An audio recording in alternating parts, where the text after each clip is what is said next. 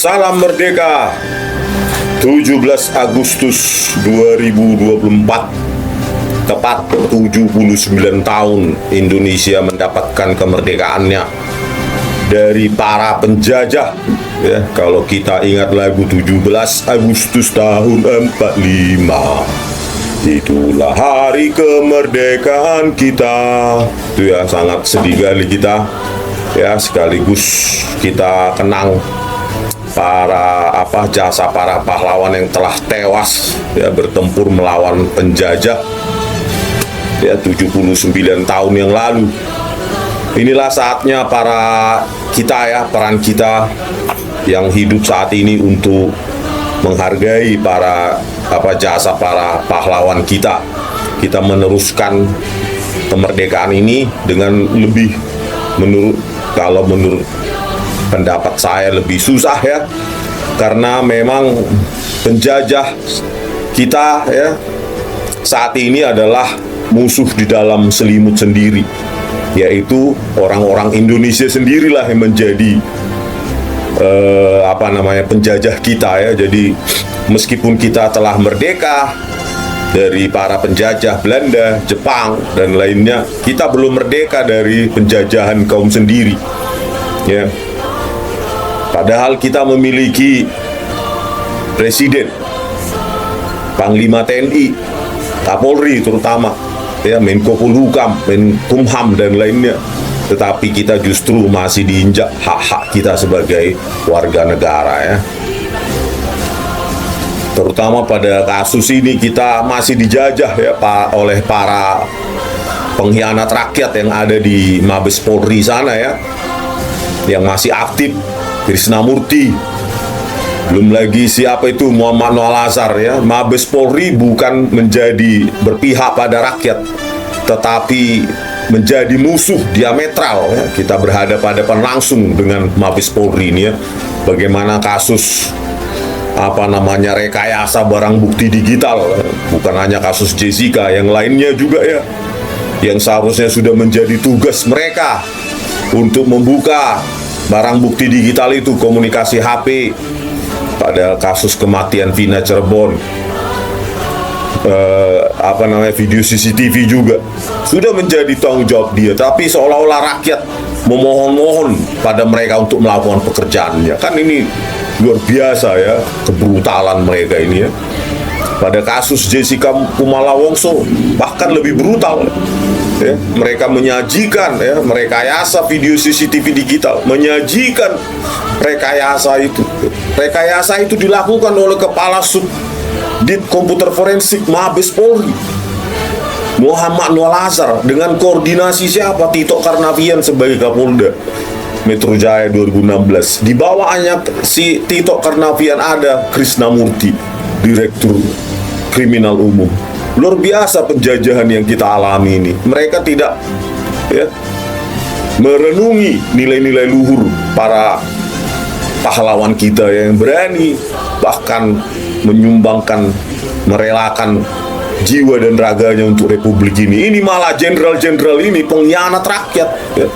Bukan malah mati demi rakyat, malah menjadi musuh rakyat, memanipulasi, memangsa rakyat. Inilah ya jenderal-jenderal penjajah, jenderal-jenderal pengkhianat rakyat saat ini, Tito Karnavian dan Krisnamurti. Bisa jadi pun nanti Muhammad Noah Lazar, kalau kita tidak tumpas dia akan menjadi jenderal satu langkah lagi. Dia akan menjadi jenderal pengkhianat juga. Seharusnya tugas polisi adalah ya sesuai dengan tupoksinya ya, harusnya kan menjelaskan perkara dengan khususnya perkara kriminal itu dengan lebih jelas. Malah ini membuat kabur, menghancurkan barang bukti, menghancurkan resolusi. Inilah musuh sesungguhnya untuk kita rakyat Indonesia saat ini. Kalau dulu para pahlawan menumpas penjajah dari beda ras ya, beda kulit. Kalau sekarang malah satu ras, satu kulit, satu bangsa penjajah kita, yaitu yang tinggal di Mabes Polri itu, yang seharusnya tugasnya dibayar rakyat, mengayomi rakyat, melindungi rakyat, tetapi mereka malah menjadi pengkhianat rakyat. Ya. Bagaimana mungkin Mabes Polri justru tempat rekayasa itu terhadap rakyat itu, dan itu dibiarkan oleh Kapolri Jenderal Listio Sigit Prabowo. Saya sudah laporkan 3 kali Dumas Presisi itu, ya. Padahal tugasnya adalah melindungi, mengayomi rakyat, tetapi dia bungkam. Dia berpihak pada perekayasa itu. Dia bungkam berarti dia berpihak pada Tito Karnavian. Dia berpihak pada Krisnamurti, Muhammad Noah Lazar, dan Christopher Harimanrianto. Inilah potret, ya, penjajahan zaman now. Dan lebih tragisnya, tidak ada satupun, kita sudah bersuara 8 bulan ini, tidak ada satupun mahasiswa yang tergerak untuk menghubungi, ya, untuk sama-sama kita bergerak menuntut, menumpas para penjajah bangsa saat ini, penjajah rakyat yang digaji oleh rakyat.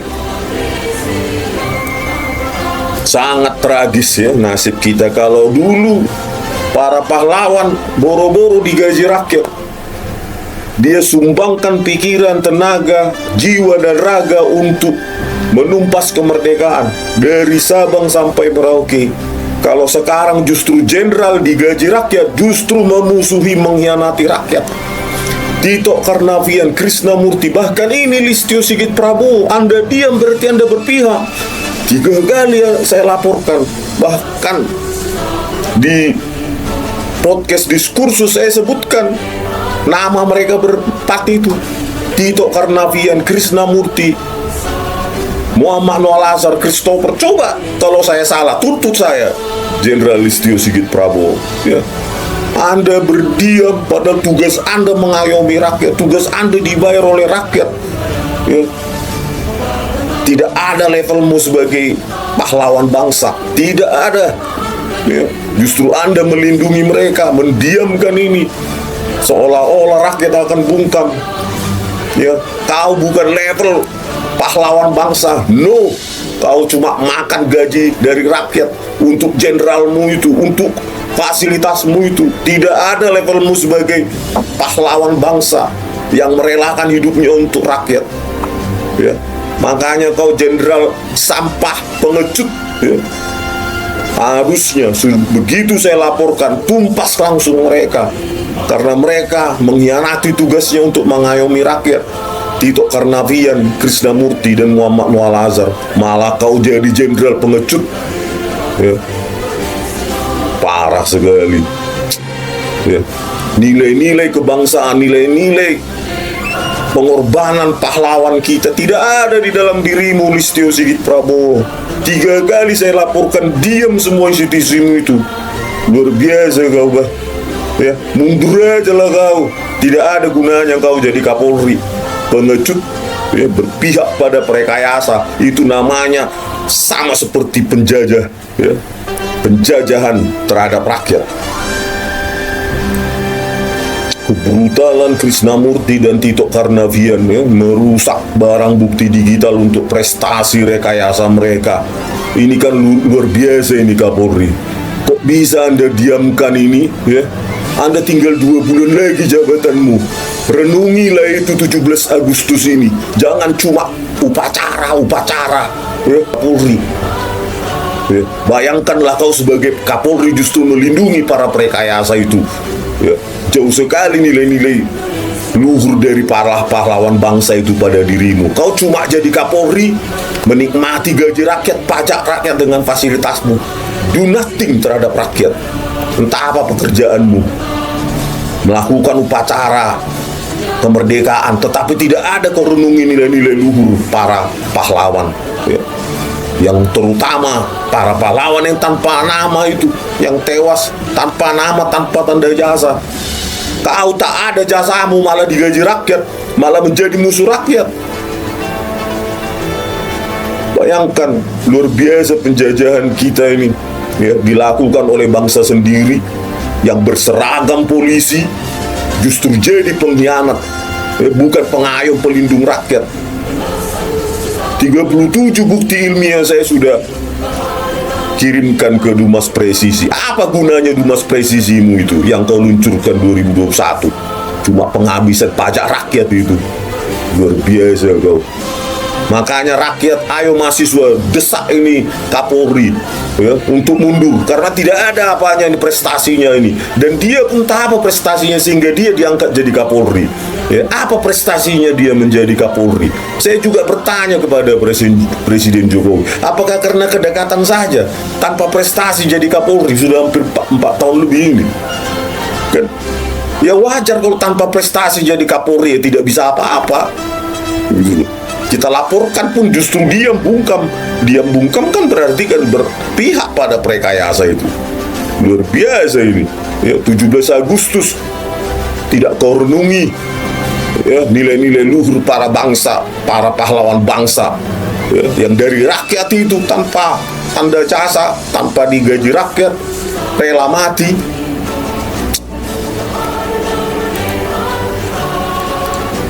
Sekali lagi saya kutip kata-katamu, Kapolri ya. Pengkritik Polri adalah sahabat Polri. Cuma omong kosong. Kaulah jenderal paling omong kosong, jenderal paling bullshit ya. Kapolri tapi tidak ada tindak lanjutnya. Coba bayangkan ya, ini kan sudah pelanggaran hak asasi manusia ya, pelanggaran berat ini terhadap hak asasi manusia. Bagaimana Tito Karnavian dan Krisnamurti menggunakan bukti rekayasa untuk menersangkakan ya, mendakwa orang ya, bekerja sama dengan para jaksa pengkhianat rakyat, penjajah rakyat itu. Ardhito Muardi Sandiandiga, Sugi Carvalho, Mailani Wugung, Aribo, dan siapa itu Wahyu Oktaviandi ya, bekerja sama dengan Tito Karnavian dan Krisnamurti untuk mengotak-atik barang bukti digital ya. Inilah inilah para penjajah bangsa, pengkhianat rakyat sesungguhnya. Harusnya digaji rakyat untuk melindungi, mengayomi, justru menjadi musuh rakyat, memanipulasi dengan memanfaatkan kekuasaan kalian yang di bawah undang-undang untuk menangkap orang, tapi justru itu kalian pakai untuk mengkhianati rakyat. Digaji rakyat justru mengkhianati rakyat, menjajah rakyat. Kalian inilah sebenarnya penjajah saat ini. Ini harusnya ditumpas, hai kalian para mahasiswa. Inilah penjajah kita saat ini, orang-orang ini gitu loh. Jangan diam saja kalian mahasiswa. Ini masa depan kalian. Kalau kalian diam saja ya sudah. Inilah yang akan diwariskan oleh para pengkhianat penjajah ini. Hukum yang rusak, hukum yang sudah dimanipulasi, pengadilan sesat berdasarkan bukti rekayasa. Luar biasa mereka ini. Dan presiden pun bukan saja. Saya sudah laporkan ke Mensesnek ya, tapi mungkin dia lebih sibuk ngurus IKN ya, daripada mengurus penegakan hukum, pelanggaran HAM berat ya, lebih sibuk ngurus itu. Luar biasa lah. Jadi intinya saya merasa Indonesia belum merdeka sepenuhnya ya. Ya, merdeka dari penjajah asing, Jepang, Belanda, tetapi kita masih sangat-sangat dijajah oleh kaum sendiri, dijajah oleh orang-orang sendiri. Begitu banyaknya manipulasi, rekayasa, korupsi dan lainnya ya. Dan mereka masih tebar senyum di media seolah-olah orang hebat, orang berprestasi dan orang baik. Padahal sesungguhnya mereka lah penjajah itu sendiri ya. Kaum munafik, kaum hipokrit, kaum lintah darat ya, lintah rakyat, lintah bagi rakyat, digaji oleh rakyat justru menjadi lintah, justru menjadi sampah bagi rakyat Indonesia. Oke pemirsa, sampai jumpa di video kami selanjutnya. Merdeka!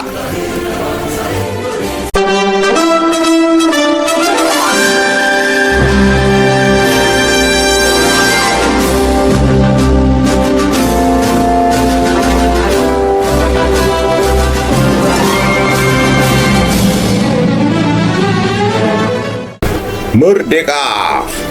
Salam kemerdekaan dari kami, dari Toba, di tepian Danau Toba yang indah. Semoga ke depan Indonesia ini akan lebih baik ya dalam hal hak-hak warga negara, kita tidak lagi dijajah oleh bangsa sendiri, oleh koruptor, ya, maling uang rakyat, maling data, ya, seperti orang ini, ya, penjajah-penjajah yang menjajah bangsa sendiri. Ya, 17 Agustus 2024, 79 tahun kita telah diberikan kemerdekaan oleh para pejuang bangsa, ya, diberikan kita, seharusnya kita mewarisinya dengan cara terhormat, dengan cara berjuang, karena tugas kita adalah mengisi kemerdekaan ini dengan cara menumpas, ya, terutama orang-orang sampah masyarakat, ya, sampah-sampah penjajah-penjajah bangsa sendiri seperti Muhammad Noah Lazar dan Christopher Harimanrianto ini, ya. Terutama ini Muhammad Noah Lazar ini, ya, bekerja sebagai pada saat itu kepala subdit komputer forensik Mabes Polri, dibayar rakyat gajinya tiap bulan, dikasih makan anak istrinya dari keringat rakyat, tetapi justru dia menjajah rakyat, memanipulasi rakyat, memangsa rakyat. Apakah pantas orang semacam ini, orang hina dina, pengkhianat semacam ini masih digaji oleh rakyat? Hai Pak Kapolri, ingatlah 17 Agustus ini, kenanglah perjuangan para pahlawan bangsa. Kok bisa pengkhianat bangsa semacam ini masih digaji oleh rakyat? Muhammad Noah Lazar di Mabes Polri sana, justru Anda lindungi dia. Ya, inilah foto para komplotan begundal hukum, ya, yang menjajah rakyat sendiri. Terutama ini ketiga hakim ini, ya. Binsar Gultum, Partai Tulus Utapea, Kisworo, ya.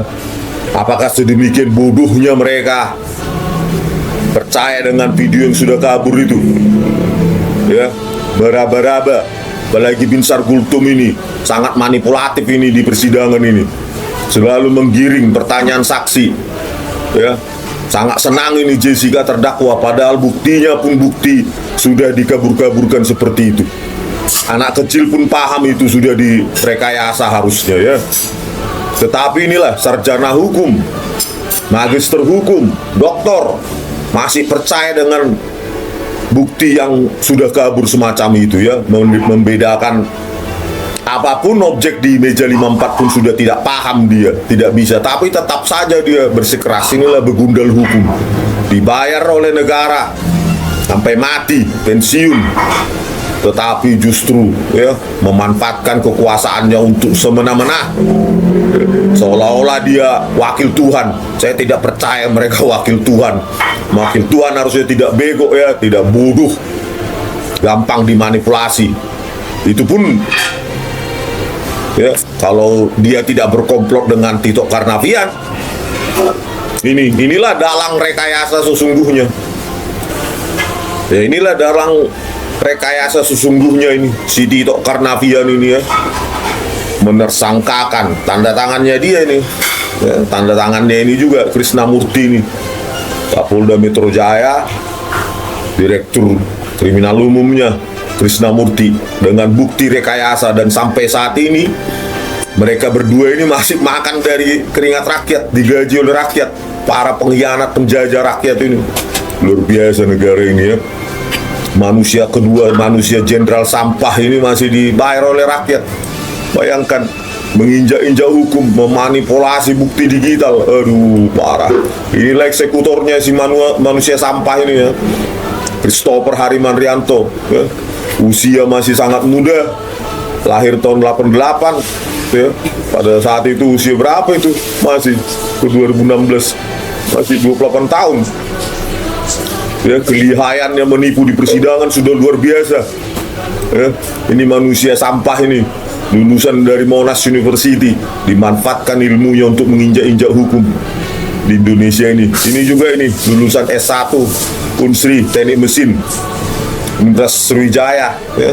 Kalau saya jadi dosen pembimbingnya ini langsung saya telepon dia, langsung saya maki-maki dia, manusia sampah. Kalau sempat ada mahasiswa saya seperti ini, pernah saya bimbing ya, luar biasa. Belum lagi nih kena jaksa pengkhianat ini ya, memanipulasi barang bukti digital, isi flash disk berubah-ubah, menipu di persidangan. Izin yang mulia, kami tidak menyentuh, merubah sama sekali isi flash disk. Padahal manusia sampah, penipu ya, di persidangan. Tetapi masih dipakai ini orang ini menuntut kasus tambang sekarang. Coba bayangin, nek jabatan mereka dua di Kejaksaan Agung sekarang ini, para manusia sampah ini. Coba bayangin nih, jaksa-jaksa pengkhianat ini ya. Bagaimana mau mencari kebenaran, keadilan, kalau buktinya saja sudah kalian ubah-ubah sesuka hati kalian ya.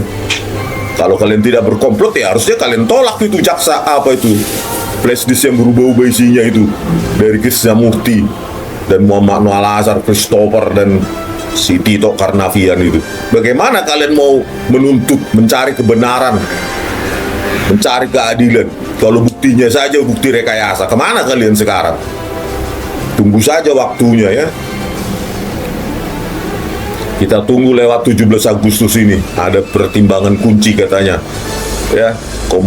Komunikasi terakhir, Memur PK sudah siap untuk diserahkan, tetapi tunggu 17 Agustus karena ada sebuah alasan yang tidak bisa saya ungkapkan di sini ya. Jadi inilah saudara-saudara sesama rakyat kecil ya, kalau kita diam, semua diam, bahkan mahasiswa diam, maka mereka akan semakin menginjak-injak kita.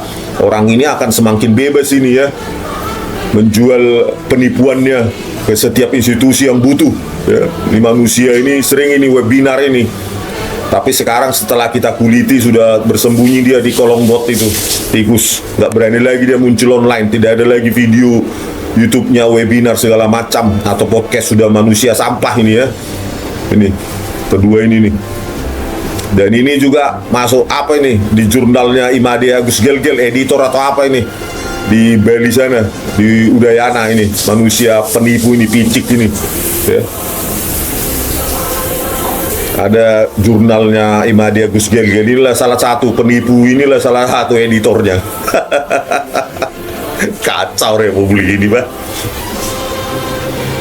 Oke, kita tambahkan lagi ya. Sebenarnya ini entah bukti entah keberapa, tapi saya berhenti menyusun 37 ya, karena semua berkaitan, saling mendukung, saling memperkuat, tapi kita tambahin aja ya. Jadi Muhammad Noah Al-Azhar dan Christopher ini sengaja ya memotong itu file CH07 ya, video CCTV 7 ya, 1557 sampai 17 ya, untuk memanipulasi pergerakan Jessica di meja 54 ya, sebelum Mirna Salihin datang. Setelah itu di potongan kedua 1717 sampai 1839. Nah, potongan kedua ini penting ya, dimana mereka menyembunyikan pergerakan tangan Mirna Salihin mengambil sedotan ya. Mereka kaburkan dengan downscaling yang sesuai BAP-nya harusnya 1920/80 ya, lebar dan tinggi, tetapi jadi 960/576. Di situ pergerakan tangan Mirna Salihin harusnya mengambil sedotan dari atas meja terlihat. Belum lagi berapa lama reaksi dari Mirna Salihin setelah meminum itu, dia meminum kopi itu berapa lama, itu juga menjadi hilang informasi itu. Belum lagi informasi tentang berapa banyak kopi diminum oleh Hani Zutabun, itu juga hilang informasi itu ya. Berapa lama dia meminum itu kan bisa kita lihat sisanya, harusnya sisa kopi di meja itu dengan zoom 2-3 kali harusnya bisa terlihat, tetapi dihancurkan oleh Muhammad Noah Al-Azhar dan Christopher Harimanrianto itu ya. Belum lagi informasi warna kopinya ya, berapa lama Mirna Salihin ngebas tangannya, itu kan semua hancur informasi itu ya, dari video CCTV 7 yang katanya cuma 12 meter itu ya. Harusnya semua pergerakan itu tampak bisa diamati secara oleh ahli forensik apa namanya, psikolog forensik atau ahli dokter forensik ya, harusnya bisa, tetapi dihancurkan ya. Bagaimana mereka menghancurkan ini saya dapati di metadatanya ya. Nah, di sini di metadatanya ini sebenarnya udah lama saya temukan ini, tapi baru saya tuangkan di sini. Lupa saya. Nah, di sini ada di metadatanya itu ya untuk CH07, 1717 sampai 1839. Ya, untuk informasi-informasi yang hilang yang saya sebutkan tadi, di situ ada metadatanya director sama writing application.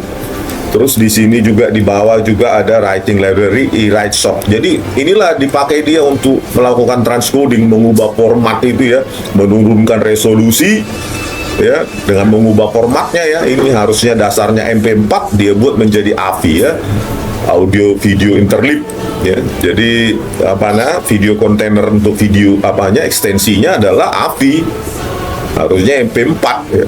Dia buatlah, dia konversi dengan turunkan resolusinya .avi ya. Selain FreeMake dia pakai ini juga, created with super ini e-write shop ya. Kalau kalian bisa search di internet ya, inilah dia ya.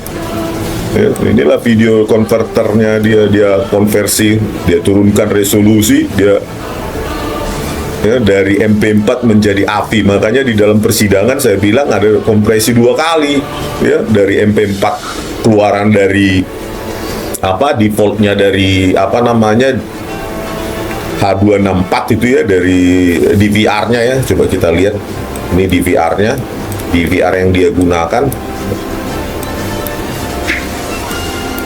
Nah ini ya, video compression-nya kan H264 ya, 16 channel ya, tetapi yang ditampilkan cuma berapa itu ya, 13, itu pun folder CCTV 10 ya, kamera 10, 11, 12, 13, 14 tidak pernah ada di persidangan ya, disembunyikan oleh mereka. Nah ini video compression H264 ini ya dibungkus ya dalam video container harusnya MP4 originalnya ya, tetapi Muhammad Noah Lazar malah mengkonversinya lagi untuk mengaburkannya ya. Dia tulis di sini judulnya MP4 padahal dia buat di sini adalah .avi ya, dikompresi ya, dikaburkan, itu downscaling, setelah itu diubah file kontainer pembungkusnya ya. File video itu kan harus dibungkus data-data itu dalam ekstensi AVI ya, audio video interleave, dengan menggunakan inilah e-write. Inilah rekayasanya Muhammad Noah Lazar ya, luar biasa ya. Ya, terus kalau lebih teknis lagi bisa juga kita lihat ya, kalau orang yang mempelajari tentang data video ya, yang belajar programming, membuat aplikasi, itu pasti tahu ini MPEG 4 visual ini jauh lebih rendah daripada kodek untuk H264 yang DVR-nya itu DVR F161S ya kalau nggak salah, yang dipakai dalam nah ini FD 161S ya, Telview itu kan kodeknya H264 ya, atau advance video coding, itu jauh lebih advance, tetapi malah diturunkan oleh Muhammad Noah Lazar jadi MPEG 4 visual ya, kodeknya ini jadul gitu loh. Bayangkan, jadi hasilnya kan lebih buruk gitu loh, karena kodeknya lebih jadul. Inilah dia buat ini, kodeknya pun dia ubah dari H264 menjadi MP4 visual ya. Kan kacaunya luar biasa si Muhammad Noah Lazar nih, sudah dikaburkan, diubah juga kodeknya ya, semua ya, frame rate-nya diturunkan jadi 25 menjadi 10 ya.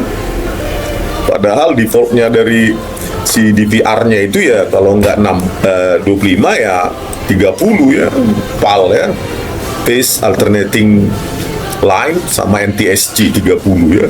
Kalau 25 frame rate per second maka dia PAL ya, bisa disetting di sininya ya, di di softwarenya ya, operating sistemnya 25 atau 30 ya. Ini bukan bukan DVR yang canggih-canggih banget ya, bisa berubah otomatis, harus dirubah secara manual ya, 25 atau 30 ya. Bayangkan ini jadi 10 di sini. Jadi 10 frame rate per second, bayangkan lah ya, color space warna dia turunkan ya resolusinya ya supaya menjadi kabur dengan erase soft ya. Di sini di metadatanya ya, apa yang dia pakai untuk menurunkan resolusi itu ya. Jadi mengubah file pembungkusnya ya atau video kontainernya dari MP4 ya dengan kodek H264 atau AVC Advanced Video Coding menjadi AVI yang jadul, audio video interleave. Karena kita lihat kodeknya di sini menjadi MP4 visual ya, yang jadul ya. Barbar kali kaulah penjajah sesungguhnya di republik ini. Manusia sampah kau. Ya.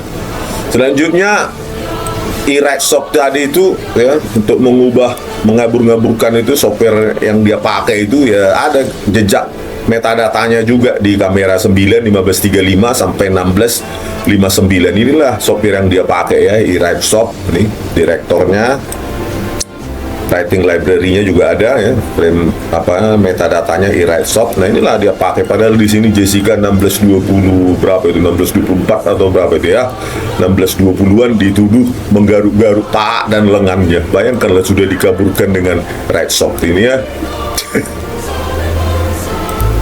Ya, inilah formatnya juga ya. Coba file pembungkusnya ini, kontainer videonya MP4, nah dia ubah jadi AVI ya, audio video interleave yang jadul. Ya waktu saya mahasiswa kalau nggak salah ini ditemukan nih audio video interleave ya, tahun 2000-an atau 90-an ya. Nah, terus kodeknya adalah MP4 visual, harusnya H264 atau AVC ya, dikenal ya. H264 ya, standar IEEE.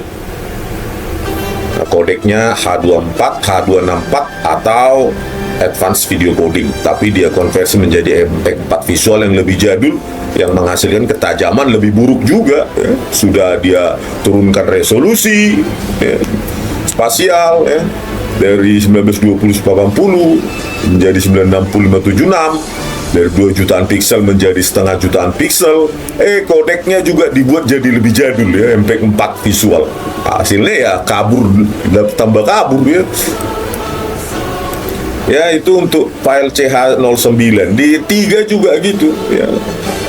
Dia pakai juga ini. Ya erase soft ini untuk transcoding dia ya, mengabur-ngaburkan itu ya. Luar biasa ya. Director Created Super Erase Soft ini juga dipakai untuk kamera 3 1555 sampai 1718 sebelum Mirna Salin datang ini. Di sini Jessica dituduh melakukan pergerakan pengamatan video kamera CCTV di depan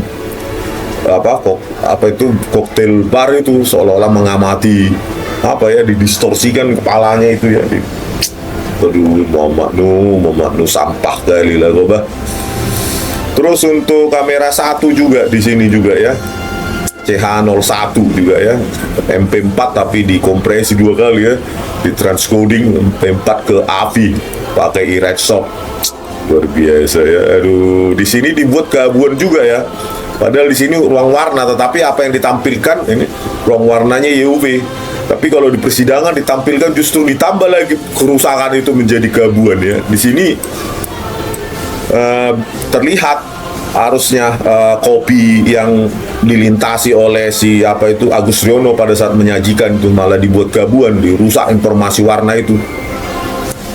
Dikaburkan dan rusak informasi warna.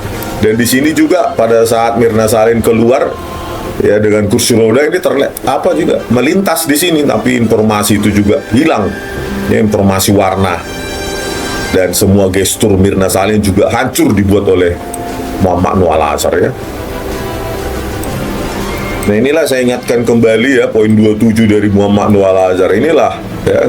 Di CH17 memang masih tersisa dia, karena tidak ada yang dituduhkan pergerakan Jessica di situ, dibiarkan otentik original ya, 1920 1080 piksel. Inilah apanya yang otentik ya, masih kita dapati juga di BAP-nya Christopher Harimanrianto ya, untuk CH 1557 1717. Inilah kanalnya 3 warna, kodeknya H264 sesuai dengan DVR-nya tadi ya, DVR Telview F161 ya, FD 161S itu.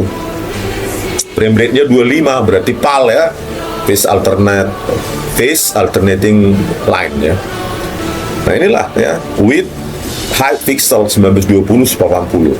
Nah pertanyaannya kenapa dibiarkan oleh Christopher? Karena memang dia tidak bertugas untuk menganimasi pergerakan Jessica sebelum Myrna Salihin datang. Dia menganimasi, merusak pada saat Myrna Salihin datang ya, setelah 17-17. Jadi dibiarkan aja begitu, otentik ya. Karena ini pekerjaan dari Muhammad Anwar Al-Azhar ya, merusak ini, menganimasi pergerakan Jessica di meja 54 sebelum Myrna Salihin datang ya. Inilah otentik ya. Makanya inilah bukti pertama ya yang saya temukan ya, untuk file video yang sama ya, resolusinya berbeda ya, kodeknya berbeda lagi, laju frame-nya juga berbeda. Aduh, luar biasa ini, Pak. Kacau Republik ini ya, kalau penjajah semacam ini masih saja dibiarkan oleh Kapolri, jenderal pengecut sampah masyarakat itu. Oke, kita di samping matematika, kita juga akan bisa melihat sebenarnya dampak dari downscalingnya Muhammad Anwar Al-Azhar dan Christopher Harimantrianto ya. Ada sebuah variabel namanya aspect ratio ya. Aspect ratio atau dalam bahasa Indonesia rasio aspek ya. Itu tentang bagaimana viewer mengamati ya, interaksi atau bagaimana dampak visualnya terhadap viewer atau pengamatan ya. Jadi misalnya aspek rasio yang otentik kan 1920 lebar, 1080 tinggi, maka dikenal 1080p. Maka kita bagi aja ini aspek ratio ya, yaitu perbandingan antara lebar terhadap tinggi ya. 1920 dibagi 1080, maka dia dikenal dengan 19 bagi 6 ya, 19/6 atau sekitar 1,778. Nah setelah di downscaling oleh Muhammad Anwar Al-Azhar dan Christopher Harimantrianto, maka aspek ratio itu pasti berubah ya. Dan 6576 atau 960H itu 960 pixel dibagi lebarnya ya, dibagi tingginya 576, maka dia 5/3 ya. Harusnya 19/6 menjadi 5/3 atau 1,667. Jadi itu semakin kecil ya. Aspek rasionya semakin kecil, maka dia menjadi lebih mendekati kotak ya, menjadi persegi ya, menjadi bukan kotak, persegi ya. Artinya kalau dia mendekati 1, maka lebar dan tinggi menjadi sama. Maka semakin kecil aspek rasio, maka objek-objek itu sebenarnya yang ada di dalam video itu menjadi lebih ramping, lebih menyusut gitu ya. Makin aspek rasio menjadi lebih kecil ya, mendekati 1, maka dia akan makin objek-objek itu yang seharusnya agak lebar menjadi lebih sempit. Inilah perbuatannya ya, mengaruhi pengamatan aspek rasio tersebut ya. Kalau mereka yang biasa mengerjakan multimedia ya, meskipun bukan video untuk programming, user saja sebenarnya paham ya, ketika kita mengubah aspek rasio, maka akan tercipta buffer ya, black buffer yang dikenal dengan letterboxing, yang sebelah atas bawah, atau pilar boxing itu sebelah kiri kanan gitu ya. Akibat tadi itu ya, pengurangan aspek rasio itu. Jadi ketika dibuka oleh para jaksa itu kan di sini ada pilar boxing ini hitam ini. Inilah akibat dari 16/9 ya, aspek rasio 16/9 menjadi 5/3 ya, tercipta letterboxing di sini yang lebar di sini kiri kanan, atas bawah dan kiri kanan. Ini juga gitu ya, ini pilar boxing hitam, yang ini hitam kiri kanan, dan atas juga hitam ya. Jadi tercipta buffer hitam gitu untuk mempertahankan aspek rasio terhadap monitor dia gitu ya, karena monitor dia yang umum digunakan adalah 1920-1080 ya. Jadi ketika di video yang ini tampilkan adalah aspek rasionya lebih rendah, maka tercipta letterboxing dan pilar boxing itu ya, yang warna hitam itu di kiri kanan dan di atas bawah ya.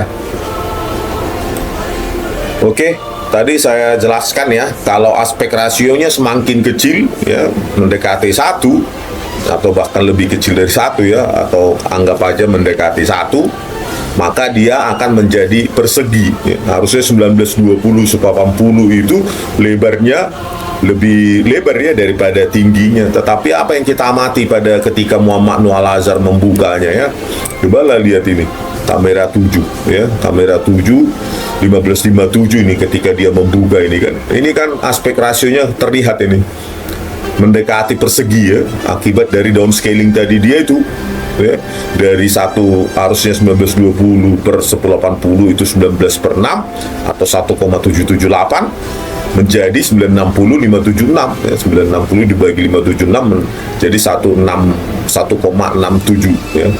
Inilah ya, semakin dia mendekati 1 maka dia akan menjadi mendekati persegi ya di sini ya. Dampaknya apa? Akibat rasio aspek rasio yang mengecil ya, tadi itu objek semua seperti menyempit, mengurus gitu ya, akibat dari apa, jadi pengamatan visualnya ya tidak lengkap ya. Tadi sudah dikaburkan downscaling ya, terus frame rate-nya ya dari 25 menjadi 10, dari halus menjadi lompat-lompat ya, patah-patah pergerakannya, dan dampak visualnya juga, aspek rasionya juga terhadap pengamat atau viewer, yaitu ya, dengan semakin rendahnya aspek rasio maka dia semakin mendekati, ketika dibuka itu videonya mendekati persegi ya. Artinya lebar dan tinggi semakin hampir sama ya, harusnya lebar semakin lebih besar tapi semakin mendekati tinggi, jadi dia semakin mendekati persegi. Inilah yang dibuka oleh Muhammad Noah Al-Azhar. Dampaknya apa? Objek-objek di dalam video itu menyempit ya, menyempit, mengurus dia, itulah dampak visualnya. Ini semua nih ketika dibuka ini ya, Muhammad Noah Al-Azhar nih, kamera 9 ya. Ya, harusnya kan ini kalau 1920/80 kalau kalian coba di sini ya, lebarnya lebih lebar lagi dia. Nah, akibat downscaling itu dia menyempit semua. Inilah juga ketika dibuka yang 17/17 ini kan mendekati persegi dia ya. Nah, ini kamera CH17 ya, kamera 1 kanal 17 nih ya. Jadi coba bayangkan ini ya, pada saat tidak ada yang dituduhkan Jessica atau untuk menambah bukti mengkriminalkan Jessica, dibiarkan aja dibuka di sini. Kalian bisa tonton tuh di YouTube, ya sudah pernah putar di sini yang langsung 1920/80. Tetapi setelah dia downscaling di sini mengaburkan warna kopi yang disajikan Rangga ya, untuk kamera yang sama begini dibuka dia. Ya, mendekati persegi, beda dengan 1920/80. Ini kan makin mendekati ya, karena aspek rasio semakin kecil maka dia mendekati persegi. Inilah dampak visualnya ya, objek menjadi lebih menyempit, meramping dan mengurus ya. Oke pemirsa, sampai sekian dulu dari kami, sampai jumpa di video kami selanjutnya. Merdeka!